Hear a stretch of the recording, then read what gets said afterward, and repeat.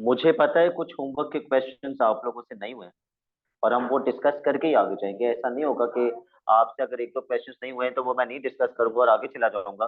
मुझे बताइए सबसे पहला क्वेश्चन जिसमें आपको प्रॉब्लम आई है। क्वेश्चन 10। क्वेश्चन 10 में किसको प्रॉब्लम आई है?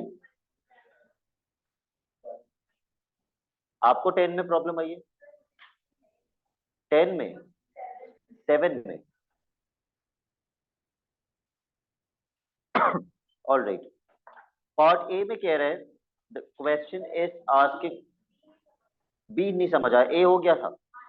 क्यू पी आर, पहले ए भी डिस्कस कर लूं। क्यू पी आर ये वाला एंगल बनता है, ये निकालने के लिए आपने कौन सा रूल लगाया?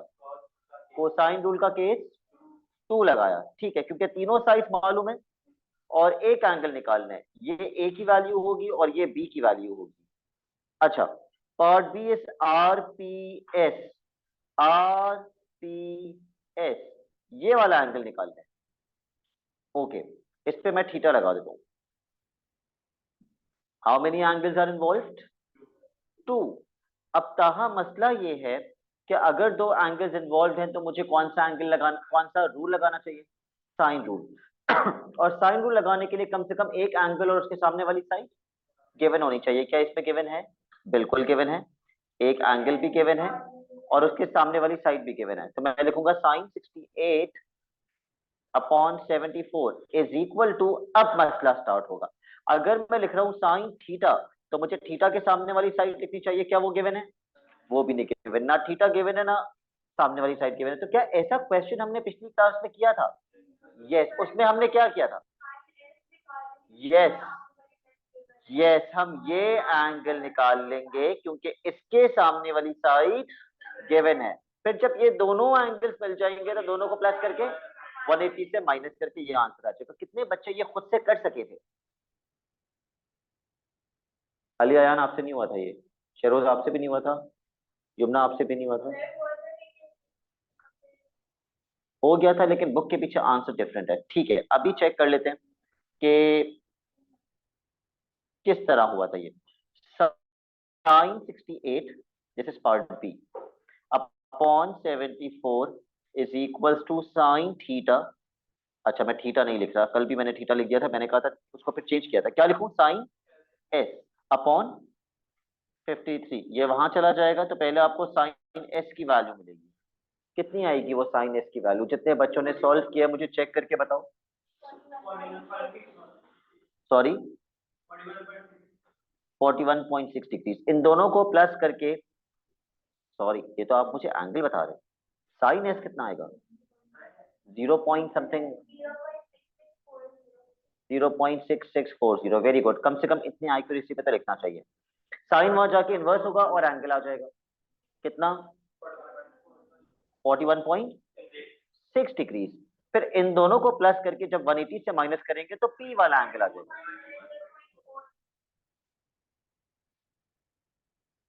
70.4 डिग्री।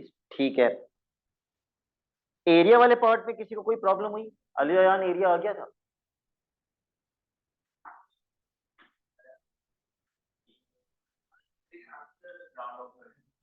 राउंड ऑफ किया हुआ है पीछे answer. Okay, area of triangle P R S, P R S is this triangle.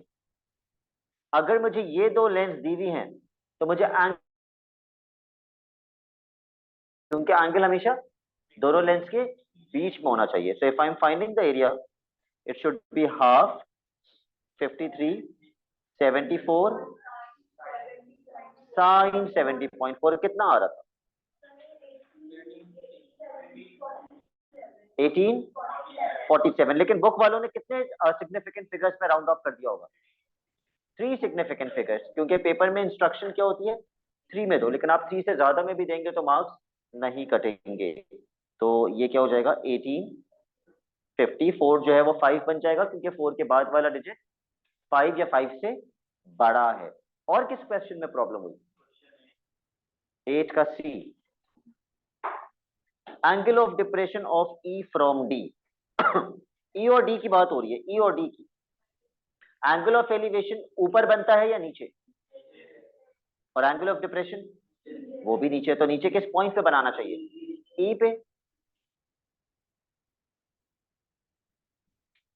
तो is this a right angle triangle? Yes.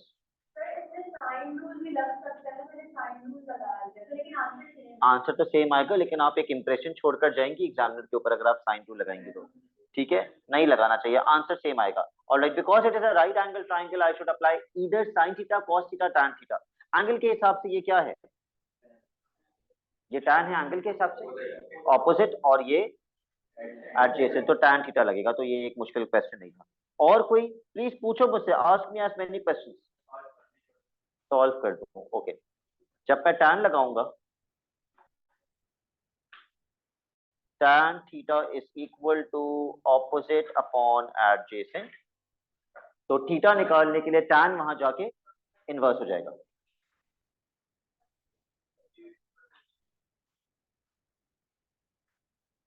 $48.8। और बताओ, बाकी सारे हो गए? अच्छा, ये तो बहुत अच्छी बात है।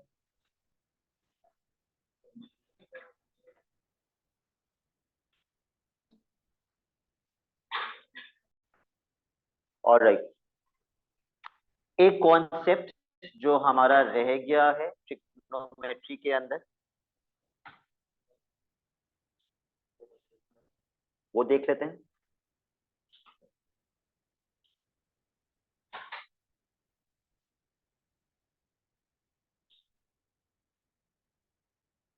एक second,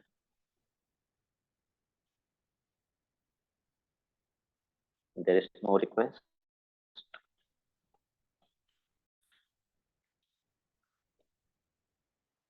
The name of that concept which is left is called perpendicular distance या shortest distance।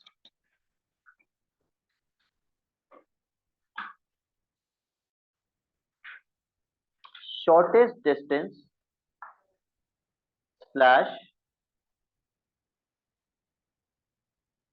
perpendicular distance, shortest distance बोलूं या perpendicular distance बोलूं, that's one and the same thing, इसका मतलब सेम ही होता है। ठीक है, सपोज मेरे पास एक non right angle triangle, tens रख दो क्योंकि ये मुश्किल है, समझ तो आ जाता है लेकिन आप रिटेन नहीं कर पाते, अपने दिमाग में आप भूल जाते हैं, क्योंकि जितना कम कंसंट्रेशन से आप पढ़ेंगे उतना जल्दी आप भूल जाएंगे। इसमें कोई रॉकेट साइंस नहीं है, ऐसे ही होता है, ये ह्यूमन नेचर होती है। अगर मेरे पास एक ट्राइंगल है ए बी सी, और मुझे इस ट्राइंगल का एरिया दिया हुआ है for example 100 centimetre square. Question मुझसे कहता है find the shortest distance from A to the line B C. Shortest distance from A to the line B C, यानी कि मुझे स्टार्ट किस पॉइंट से करना है? फ्रॉम ए मतलब ए से स्टार्ट करना है और बी सी वाली लाइन तक जाना है। This is the shortest distance, इसको मैंने एक्स मार्क कर दिया, ये शॉर्टेस्ट डिस्टेंस है। लेकिन ख्याल किस चीज का रखना है कि जब भी आप शॉर्टेस्ट डिस्टेंस निकाल रहे होंगे, ट्राइंगल कैसा बनेगा? जहां पे वो नीचे आके मीट कर रहे हैं एसी वाली लाइन पे, जिसको मैं मार्क करने वाला हूं पॉइंट Z, उधर कितना एंगल बनेगा? 90 डिग्री। तो पहले काम की चीज जो आपने याद रखनी है, शॉर्टेस्ट डिस्टेंस में एंगल हमेशा 90 डिग्री बनेगा, जिस वजह से ये कैसा ट्राइंगल बन जाएगा? Right angle. ये कैसा ट्राइंगल बन जाएगा? Right angle triangle. And suppose supposedly मुझे BC की लेंथ भी दी हुई है 20, ठीक है, और क्वेश्चन कहता है शॉर्टेस्ट डिस्टेंस निकालो। अब बच्चा कहता है राइट एंगल ट्राइंगल बन गया, मैं राइट एंगल ट्राइंगल वाली ट्रिग्नोमेट्री यूज कर लेता हूँ। क्या मुझे इस राइट एंगल ट्राइंगल के अंदर इतनी वैल्यूज पता है कि मैं ट्रिग्नोमेट्री यूज करके एक्स निकाल सकूं? अगर मुझे ये एक्स निकालना होता तो कम से कम भी मुझे और क्या दिया हुआ होना चाहिए था? एक एंगल, या तो ये वाला एंगल दिया हुआ होता है या ये वाला एंगल दिया हुआ होता, ताकि मैं उसके ऊपर साइन टैन या कॉस लगा सकता। अच्छा जी, तो angle is out of question. Angle नहीं दिया हुआ तो राइट एंगल ट्रायंगल वाली trigonometry is out of question. अगली चीज, मुझे दिया हुआ क्या है? Area. Now that this is a right angle triangle, एक राइट एंगल ट्रायंगल के एरिया का फॉर्मूला क्या होता है? हाफ इंटू, एक आज हमने सीखा, एक राइट एंगल ट्रायंगल के एरिया का फॉर्मूला होता है half into base into height, और एक नॉन राइट एंगल ट्रायंगल का एरिया होता है हाफ ए बी साइन सी। ये राइट एंगल ट्रायंगल है। अच्छा, अगर राइट एंगल ट्रायंगल ऐसा होता है तो इसकी बेस कौन सी होती है? BC। BC is the base and what is the height? AB। ऐसा क्यों है कि इसको बेस कहते हैं और इसको हाइट कहते हैं? उसके पीछे मैं आपको रीजन बता दूं, इसमें रटने वाली बात नहीं है। 90 डिग्री के साथ जो दो साइड अटैच्ड होती हैं वही बेस और हाइट होती है। 90 डिग्री के साथ जो दो साइड अटैच्ड होती हैं उसको बेस और हाइट कहते हैं। तो यहाँ पे 90 डिग्री यहाँ लगा हुआ है। अगर मैं आपसे बोलूं इस पूरे ट्राइंगल की, इस पूरे ट्राइंगल की बेस क्या है, तो आप क्या बोलेंगे? एक वीक मैथ का बच्चा, नहीं अल्फाबेट्स, अल्फाबेट्स की हेल्प से पूछ रहा हूं मैं। एक वीक मैथ का बच्चा बोलेगा सर ZC। ZC आधे ट्राइंगल की बेस है। पूरे ट्राइंगल की बेस क्या है? BC। और अली आयान पूरे ट्राइंगल की हाइट AB। क्या AB 90 डिग्री के साथ अटैच्ड है? 90 डिग्री के साथ ही अटैच होना चाहिए बेस और हाइट को। AZ, this is the height and this is the base. तो आपको इस ट्राइंगल की बेस दी हुई है, आपको एरिया भी दिया हुआ है, और आपको क्या निकालनी है? हाइट। तो आपको कौन सा फॉर्मूला लगाना चाहिए अगर एरिया और बेस दी हुई है? तो area is equal to half into base into height. Area में मैं क्या पुट करूंगा? 100, और बेस में 20, तो मुझे क्या मिल जाएगी? हाइट। लेकिन ये सिर्फ तब यूज कर सकते हैं जब आपको क्या दिया हुआ हो? जब आपको एरिया दिया हुआ हो। अब आप इसको सॉल्व कीजिए और मुझे परपेंडिकुलर डिस्टेंस निकाल के दीजिए। नहीं, हम ABC का ही निकाल रहे हैं, और एरिया भी ABC का ही। कौन सी हाइट लेंगे? क्योंकि 90 डिग्री के साथ जो दो साइड्स अटैच्ड होती हैं वही बेस और हाइट होती है। तो हाइट भी तो पूरी ही ले, मैं हाइट कौन सी और पूरी कितनी करूँ? यहां से खींच दूंगे, लेकिन वो 90 के साथ अटैच नहीं है, तो हाइट यही होगी। सही है।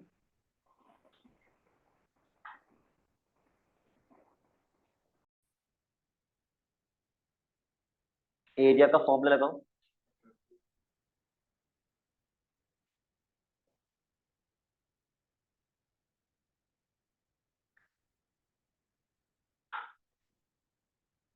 कितना आ रहा है? इसके बाद आपने क्या किया शुरू?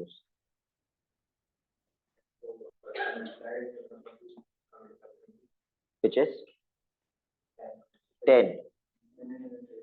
कैंसिल होगा ना, ये 10 बन जाएगा। ओके, अब ये 10 वहां जाके क्या हो जाएगा?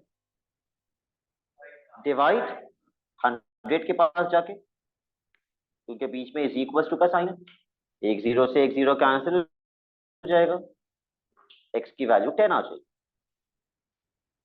यहां तक कोई कंफ्यूजन? ऑलराइट, अब मैं डायग्राम को थोड़ा सा चेंज कर रहा हूं। हमेशा राइट एंगल बनेगा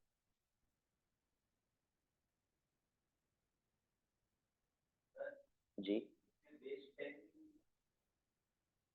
एक्चुअली हमजा, ये जो एरिया दिया हुआ है ना, ये पूरे ट्राइंगल का दिया हुआ है, पूरे ट्राइंगल का एरिया दिया हुआ है। तो फिर ऐसा कैसे हो सकता है कि अगर मैं 100 यूज करूं तो बेस में आधे ट्राइंगल की यूज करूं? वो तो पॉसिबल ही नहीं है। हाँ, फिर कर सकते हैं। आंसर तब सेम आएगा अगर आप एरिया आधा कर देते और एरिया में 50 डाल देते और बेस भी आधी कर देते। तो 2 1 जा 2 5 जा, अब 5 वहां जाके डिवाइड होता है तो 50 अपॉन 5 क्या बनता? 10। और अभी भी 10 आ रहा है, तब देन इट मेक्स सेंस। ठीक है, ऑलराइट। अब ये क्वेश्चन लिखना जरा। Find the perpendicular distance. Find the perpendicular distance from B to the line AC. From B to the line AC.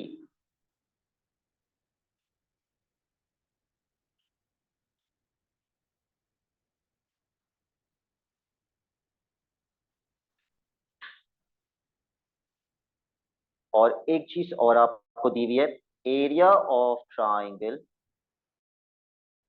ABC is equals to 100 centimetre square.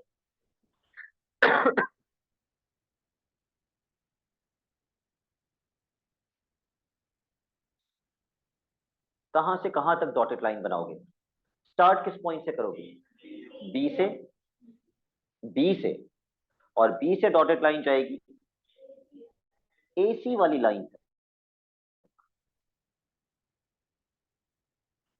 और कितना angle? 90 degree. आप चाहें तो दोनों साइड्स पर 90 लगा दें, वो मसला नहीं है। इस डॉटेड लाइन के ऊपर क्या लिखूं? X.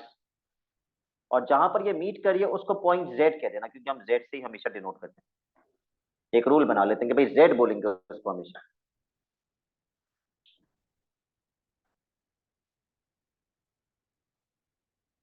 We will use the formula of area.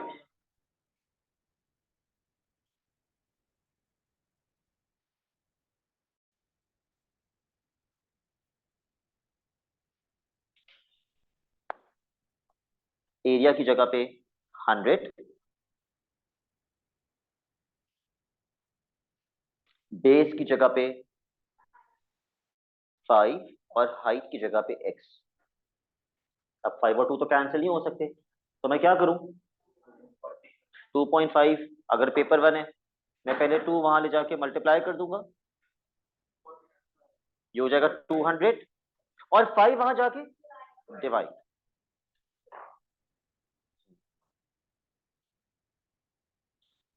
मैंने 4 डिवाइड कर दिया, 5 डिवाइड कर दिया। बिल्कुल सही, 40 आएगा answer.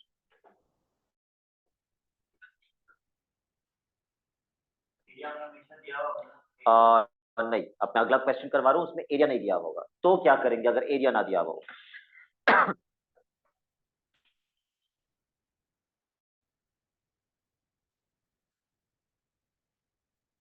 Find the shortest distance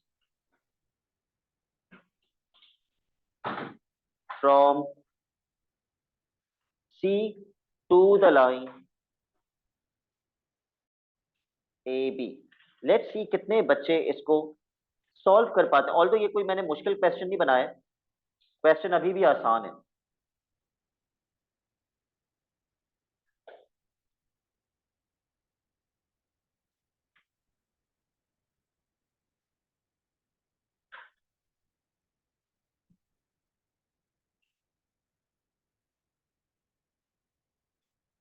let's see, try to solve it on your own.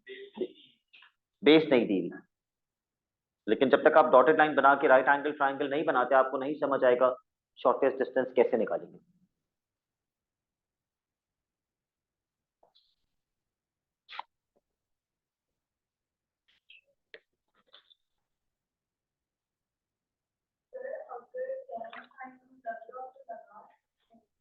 उसको रूल नहीं कहते, tan theta sine theta cos theta. हाँ बिल्कुल।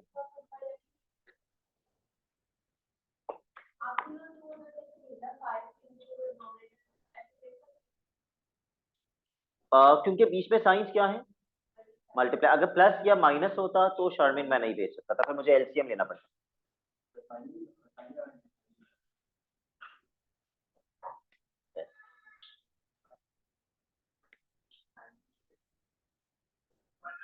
Yes. If you draw a dotted line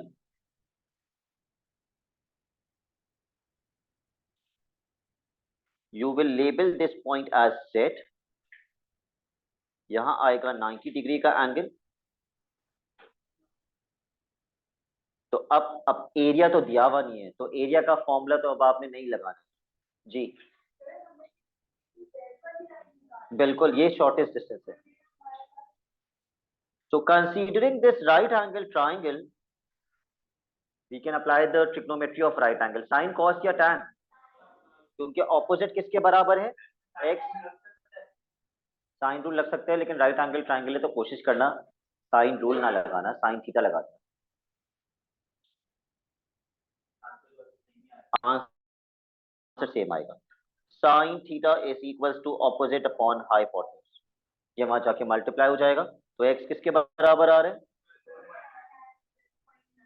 12.9।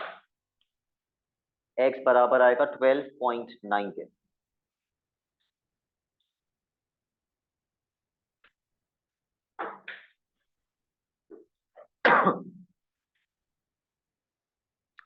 Alright, let's come back to past paper questions. Question number 1. जब भी trigonometry का question आएगा, सबसे पहली चीज आपने क्या चेक करनी कि ये राइट एंगल ट्राइंगल है या नहीं। Is this a right angle triangle? तो बस देखिए कौन सा एंगल निकालने और कौन सी ट्रिग्नोमेट्री लगनी चाहिए। Page number 238।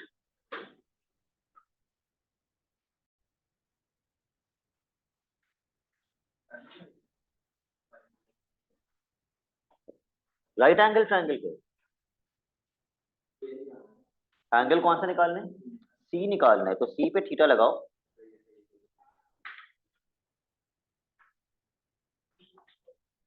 विच ट्रिग्नोमेट्री? एंगल के हिसाब से ये क्या है? ऑपोजिट, और ये क्या है? Adjacent, so obviously tan theta.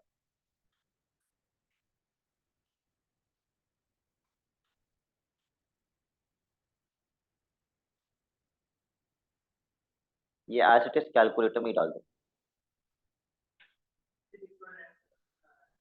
56.97 आ रहे हैं। मैंने आपको बताया था एंगल्स कितनी एक्यूरेट, और ये मैं बार बार पूछ रहा हूँ और बच्चे गलत जवाब दे रहे होंगे। एंगल्स कितनी एक्यूरेसी पे लिखते हैं? 1 decimal place, she is correct. तो 1 डेसिमल प्लेस पे क्या लिखूं? Very good, 57.0। 1 डेसिमल प्लेस पे 57.0। ये तो आसान था। अब थोड़ी सी प्रॉब्लम स्टार्ट होगी। ट्राइंगल अभी भी वही है, लेकिन उसके अंदर उन्होंने एक और ट्राइंगल डाल दिया। पहले कौन सा ट्राइंगल था? एबीसी। अब एक और बड़ा ट्राइंगल ऐड कर दिया उन्होंने। ए, अब एबीसी नहीं है, अब बड़ा ट्राइंगल कौन सा है? बीसीडी या डीबीसी या सीडीबी। अब बड़ा ट्राइंगल भी आ गया। What are they asking us to find? A D. क्या आप में से कोई भी एक बच्चा मुझे सिर्फ बता दे, क्या सर ऐसे कर सकते हैं? जी हैदर, मैं आयान पूछता हूँ आपसे।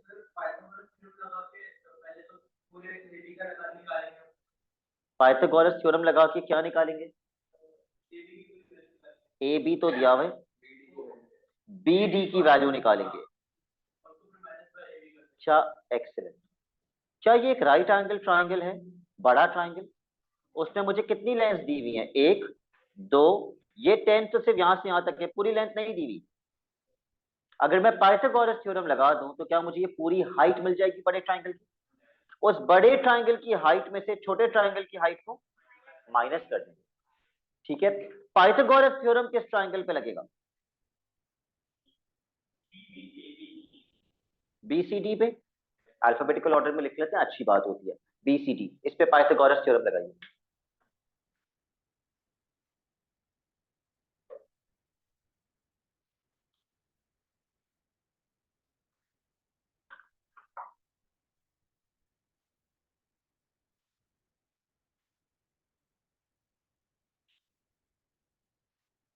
Hypotenuse square is equal to base square plus height square. बड़े वाले ट्राइंगल का हाइपोटेन्यूज है 16.4, बेस 6.5। हाइट स्क्वायर को क्या लिखूं? बी डी स्क्वायर लिख दो। आगे कैसे सॉल्व करोगे? आगे करोगे क्या? 6.5 स्क्वायर वहां ले जाके माइनस कर दो।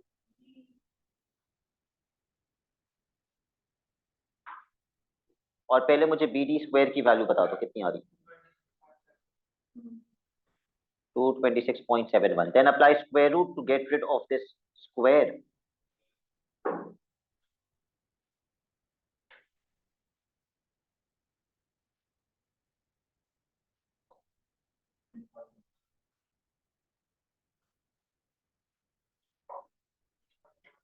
कितना हो रहा है?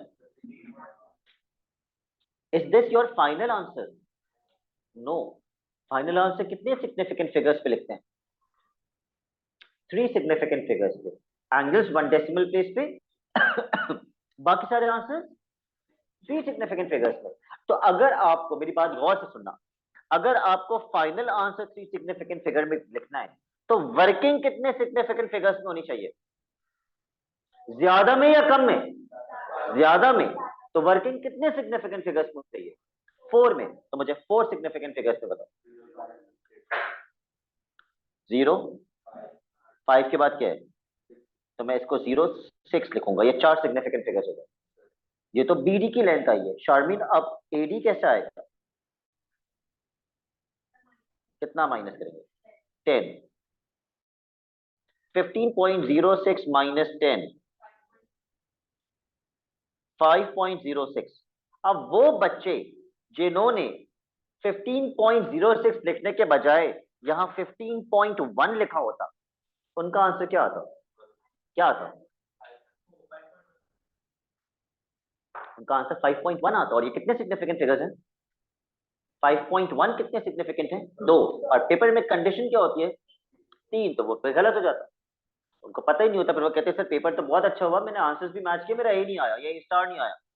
तो उनको पता ही नहीं होता, वो गलतियां कर आ रहे होते हैं। This is going to be your answer. But then again, इस आंसर का यूनिट क्या है? सारी लेंथ किस में दी हुई थी? मीटर्स में दी हुई थी। तो ये भी मीटर में है, लेकिन क्वेश्चन कह रहा है give your answer in metres and centimetres. इसका मतलब क्या हुआ? मैंने तो आज तक ये सुना है कि या तो मीटर में आंसर दो या सेंटीमीटर में आंसर दो। ये पागल मुझसे कह रहे हैं मीटर एंड सेंटीमीटर दोनों में दो।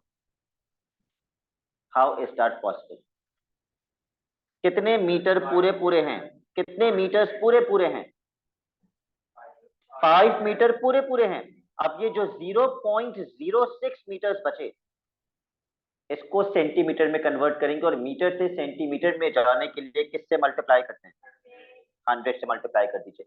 0.06 multiply by 100। I don't think you should use a calculator over here. 2 decimal आगे चला जाएगा।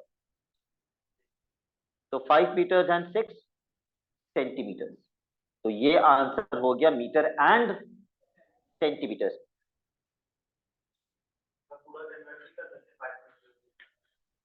हाँ, अब शयान कह रहे मैं पूरा ही कन्वर्ट कर लेता, इस पूरे को किससे मल्टीप्लाई कर देता? 100 से। तो आंसर क्या बनता? 2 डेसिमल आगे जाके 506 सेंटीमीटर्स। बट क्वेश्चन की कंडीशन क्या है? Metre and centimetre. ठीक है। थैंकफुली किसी ने ये नहीं बोला, जो पिछले साल एक बच्चे ने बोला था, सर मीटर एंड सेंटीमीटर का मतलब होता है एक आंसर मीटर में भी दे दो और एक आंसर सेंटीमीटर में भी दे दो। तो मैंने मीटर में भी आंसर दे दिया और मैंने सेंटीमीटर में भी आंसर दे दिया। अंग्रेजी तो यही कर सकते हैं, वो एग्जामिनर को चैलेंज कर सकता है इससे। आपने बोला था मीटर में भी दो और सेंटीमीटर में भी दो, तो मैंने मीटर में भी दे दिया, सेंटीमीटर में भी दे दिया एक्चुअली। लेकिन वो ये बोल रहा है आपसे मीटर्स एंड सेंटीमीटर्स। क्वेश्चन 2 हमने पूरा पिछली क्लास में कर लिया था। क्वेश्चन 3,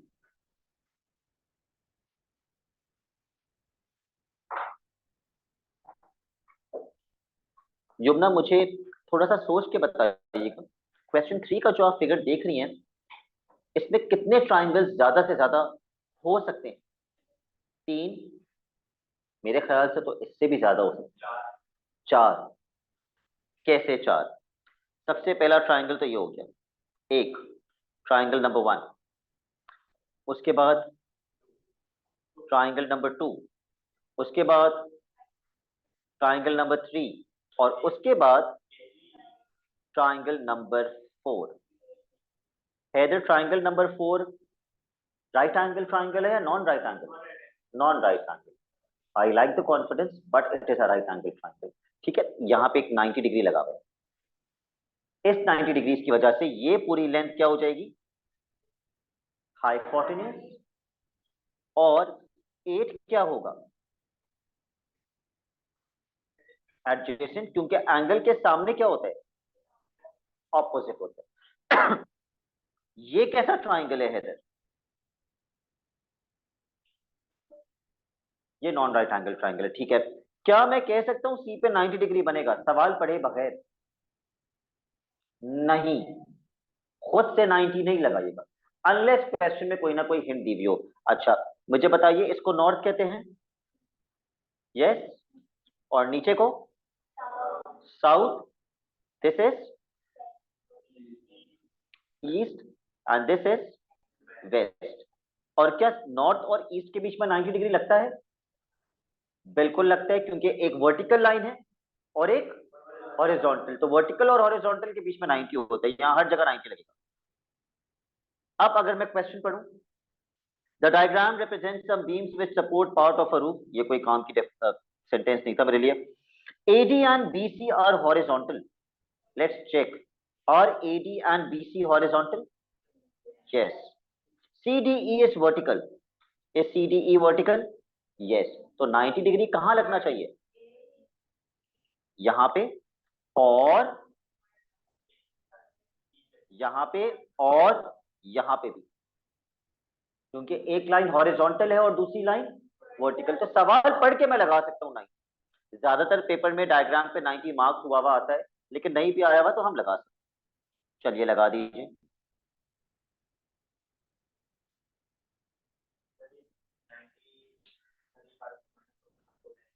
अगर वो एंगल निकालना हुआ तो, और एक्चुअली यही करना था जो बच्चे पेपर में नहीं कर सके जब ये पास पेपर में आए। ये सारे पास पेपर के क्वेश्चंस कर रहे हैं क्योंकि वो हेडिंग के अंदर है। सबसे पहले पार्ट में क्या निकालना है, AD। AD निकालने के लिए अली अयान मुझे कौन सा ट्राइंगल कंसीडर करना चाहिए, मुझे AD निकालना है, ऊपर वाला। आप वो ट्राइंगल कंसीडर करेंगे जिसमें ना तो कोई लेंथ पता है और ना ही कोई एंगल पता है। Good luck finding AD। कौन सा ट्राइंगल कंसीडर करेंगे, triangle ADC। Let's start part A. Mention कीजिए कौन सा ट्राइंगल स्टार्ट करेंगे, कौन सा ट्राइंगल कंसीडर करेंगे।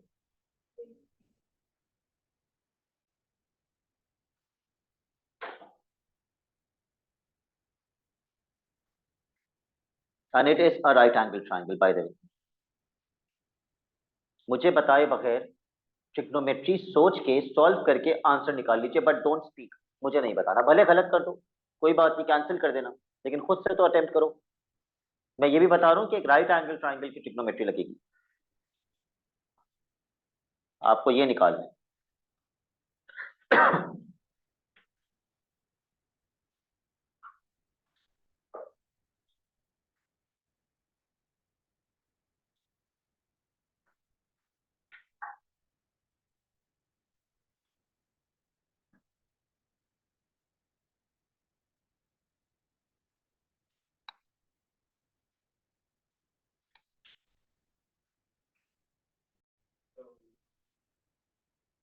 कौन सी ट्रिग्नोमेट्री लगाई, sine, correct. Sine theta is equals to opposite जो कि AD है, अपॉन हाइपोटेन्यूज जो कि 8 है। यस, ऑपोजिट निकालना था, हाइपोटेन्यूज दिया हुआ था, तो 8 वहां जाके मल्टीप्लाई हो जाएगा, AD किसके बराबर आएगा, 4.593। सिग्निफिकेंट फिगर्स में आंसर देना होता है।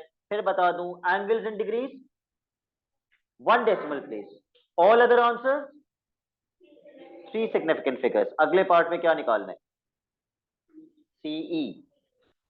अयान अंसारी, CE निकालने के लिए मैं कौन सा ट्राइंगल कंसीडर करूंगा, ट्राइंगल ACE, और यहाँ 90 लगा हुआ है, तो ये कैसा ट्राइंगल है, right angle triangle. Please mention the triangle that you will use.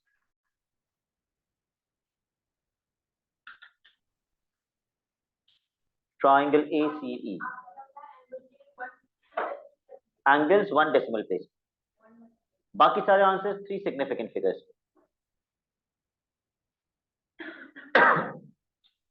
अब क्योंकि कुछ बच्चों को प्रॉब्लम होती है ये ACE वाला ट्राइंगल स्पेशली, तो वो ACE वाला ट्राइंगल मैं अलग से बना रहा हूं यहाँ पे।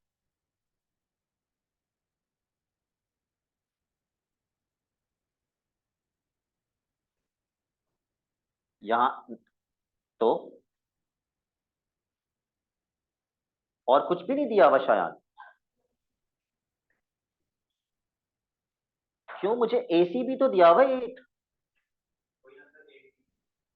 बहुत है, एक एंगल और एक लेंथ है, मेरे लिए बहुत है EC निकालना या CE निकालना। एंगल के हिसाब से, सॉरी, CE 90 के ऑपोजिट है, तो CE क्या है? हाइपोटेन्यूज। और एंगल के हिसाब से 8 क्या है? तो एडजेसेंट और हाइपोटेन्यूज किसके फॉर्मूले में आता है? कॉस। अभी भी शायद सोच रहे हैं। cos 35 is equals to adjacent upon hypotenuse।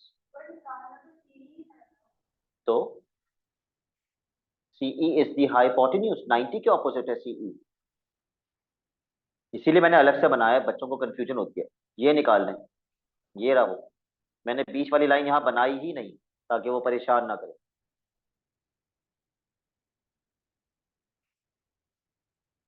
तो CE निकालने के लिए रायहा क्या करेंगे?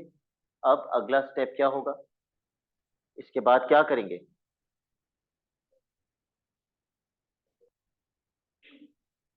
क्या बोला आपने? ऐसा लगा आप फ्रेंच बोल रही हैं जी।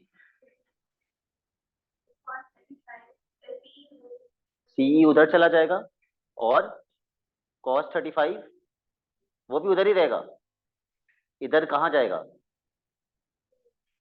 8 के नीचे चला जाएगा। Okay, cross multiply.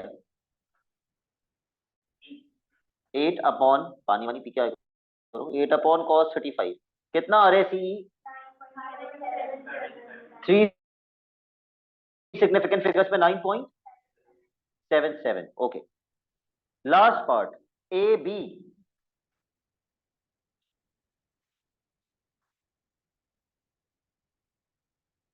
चेरोस AB निकालने के लिए मैं कौन सा ट्राइंगल कंसीडर करूंगा? ये है AB। कौन सा ट्राइंगल? एक ही ट्राइंगल है जिसमें AB आ रहा है, ट्राइंगल ABC।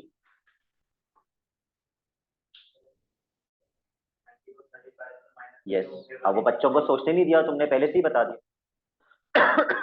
अगर मुझे AB की लेंथ निकालनी है, ये एक नॉन राइट एंगल ट्राइंगल है, इस पे या तो साइन रूल लगेगा या फिर कोसाइन रूल लगेगा। लेकिन इस वक्त सिर्फ यही दो वैल्यूज हैं, और इनको लेकर मैं ना तो साइन रूल लगा सकता हूं और ना ही कोसाइन। यस, तो मैं 90 में से 35 को माइनस करके जब ये एंगल निकाल लूंगा, ठीक है, तो कितने एंगल्स इन्वॉल्व हो जाएंगे? दो या दो से ज्यादा। तो कौन से रूल पे चले जाएंगे? साइन रूल पे चले जाएंगे। 90 से 35 को माइनस करेंगे तो कितना आएगा? 55। साइन रूल लगाने के लिए कम से कम एक लेंथ और उसके सामने वाला एंगल दिया होना चाहिए, गिवन होना चाहिए। तो मेरे पास एक लेंथ तो है लेकिन उसके सामने वाला एंगल नहीं है, तो वह एंगल भी बहुत आसानी से निकल जाएगा। दोनों को प्लस करके 180 से माइनस कर देंगे, कितना आएगा? 40 47 डिग्री। अच्छा, निकालना क्या है? A B. तो साइन रूल कैसे लगेगा? Sine 47 upon 8 is equal to sine 55 upon A B.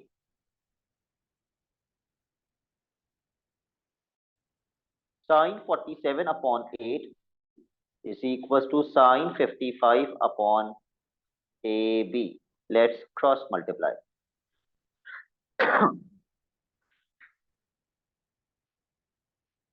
I will wait for you to tell me कि AB कितना आ रहा है.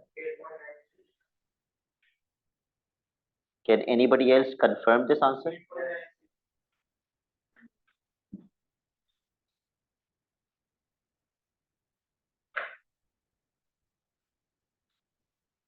एट पॉइंट नाइन सिक्स आ रहा है, ठीक है। हो गया सबका? Hamal, are you done? Question number 4, जो मैंने होमवर्क में भी कुछ पार्ट्स इसके आपको दिए थे। सबसे पहले पार्ट में क्या निकालना था? ए बी की लेंथ चेक करके बताओ मुझे क्या आंसर आया था, और ए बी की लेंथ निकाली कैसे थी? कोसाइन केस 1, क्योंकि जब दो लेंथ दी हुई होती हैं और बीच का एंगल दिया हुआ होता है तो तीसरी लेंथ निकालने के लिए कोसाइन का केस 1 लगाते हैं। ए बी कितना आया था? 31.5, 81.5। ओके, बाकियों का भी यही आया था, समहा आपका यही आया था A B. Okay, next part पे क्या निकालना था? एरिया। एरिया कितना आया था? 1830। लेकिन पहले कुछ और आ रहा होगा, ये शायद राउंड ऑफ करके बताया होगा। 1813। ओके, 1813। और अगर मैं इसको थ्री सिग्निफिकेंट फिगर्स पे लिखता तो मैं क्या लिखता? 1810। थ्री सिग्निफिकेंट फिगर्स का मतलब क्या है? पहला, दूसरा, तीसरा, यहां तक लिखना है मुझे। आगे वाला नंबर 5 या 5 से बड़ा तो नहीं है, तो आगे सब कुछ क्या हो जाएगा? 0। तो 1810। तीसरा part,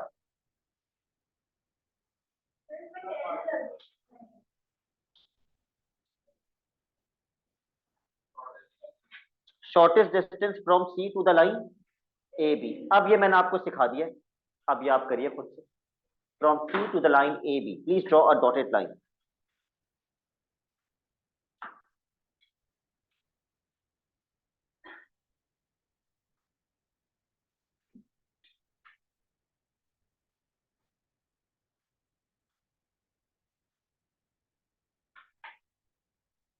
What angle at point Z?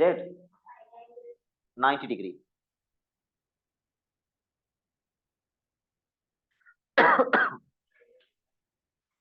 हाँ जी, क्या हमने एरिया निकाला हुआ है? क्या हमने एरिया निकाला हुआ है? यस।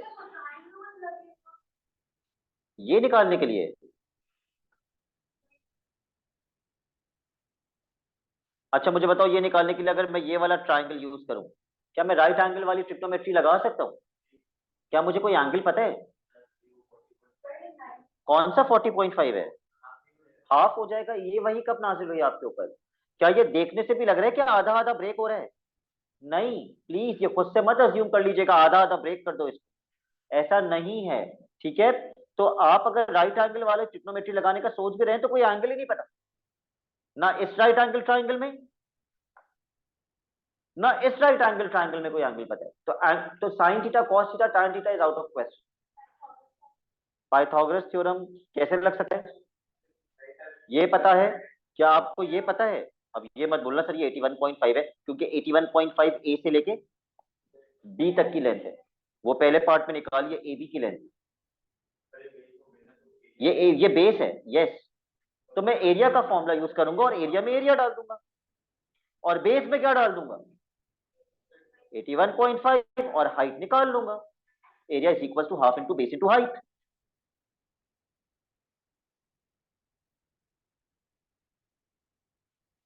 एरिया की जगह 1813, बेस के अंदर 81.5, और हाइट के अंदर x। और याद सीखा है हमने, shortest distance perpendicular distance.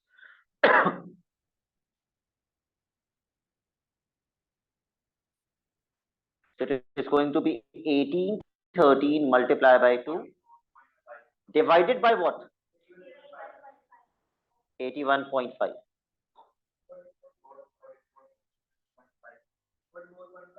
44.5। This is the shortest distance। ये मेरे ख्याल से मैंने आपको इसका पार्ट डी भी करवा दिया था,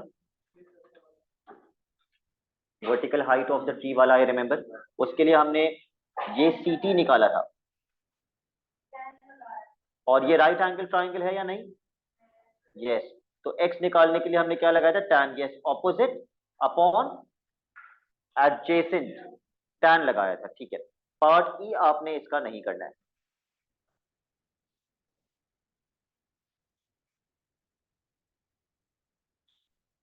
let's come to the last question of today's class. इसका क्वेश्चन नंबर क्या आप मुझे बता सकते हैं? इसका क्वेश्चन नंबर कौन सा है? Which question number is this? 5। A B की लेंथ, अच्छा सब सॉल्व ही हुआ है, मैंने कर लिया था। मैंने बस आपको पार्ट 3 नहीं करवाया होगा क्योंकि शॉर्टेस्ट डिस्टेंस हमने आज पढ़े, तो मैं चाहता हूं कि आप इसका पार्ट 3 कर लें अभी। यस 5 का। कहां से कहां तक डॉटेड लाइन बनाओगे? सी से लेके बीडी वाली लाइन तक। So let's draw a dotted line.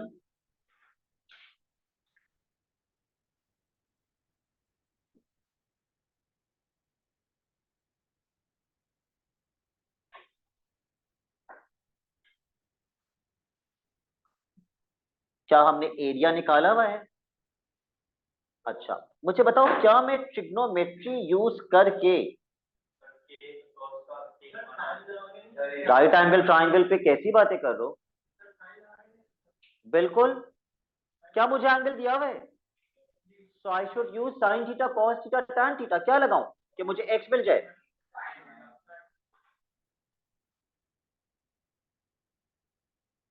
मुझे बताइए ये 950 कहां से कहां तक की लेंथ है? बी से लेकर डी तक। तो क्या ये 950 इस ट्राइंगल में आ रही है? नहीं आ रही, तो 950 तो यूज कर ही नहीं सकते आप यूज कर सकते हैं 1040। वो इस ट्राइंगल का क्या है? हाइपोटेन्यूज। तो अगर ऑपोजिट निकालना है और हाइपोटेन्यूज दिया हुआ है तो कौन सी ट्रिग्नोमेट्री? साइन।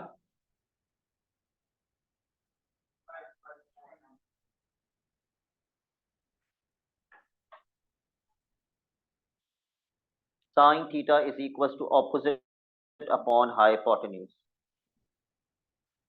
थीटा तो दिया हुआ है, थीटा इज 42 डिग्रीज। ये वहां जाके मल्टीप्लाई हो जाएगा, कितना आएगा एक्स? 695.9। तो थ्री सिग्निफिकेंट फिगर्स में क्या लिखूं?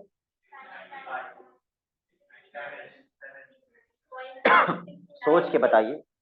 696। और किसी का यहाँ आया नहीं? आंसर आ रहा है आपका?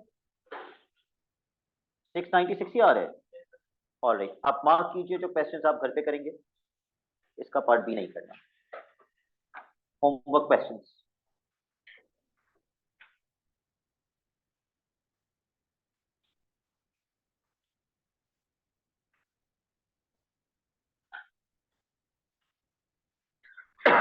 क्वेश्चन 16, पेज नंबर 250 ऑनवर्ड्स है।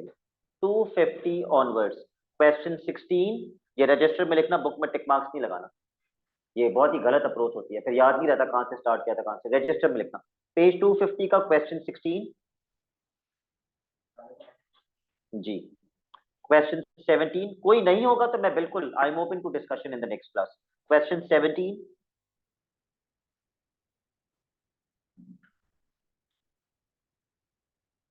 क्वेश्चन 19 का सिर्फ पार्ट ए एंड बी, क्योंकि अगली क्लास ट्यूसडे को है तो आपके पास बहुत टाइम है, नहीं 18 नहीं है। 19 का part A and B.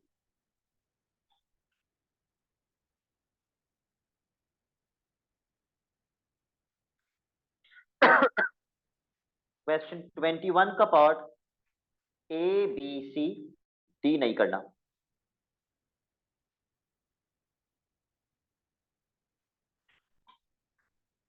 Question 22,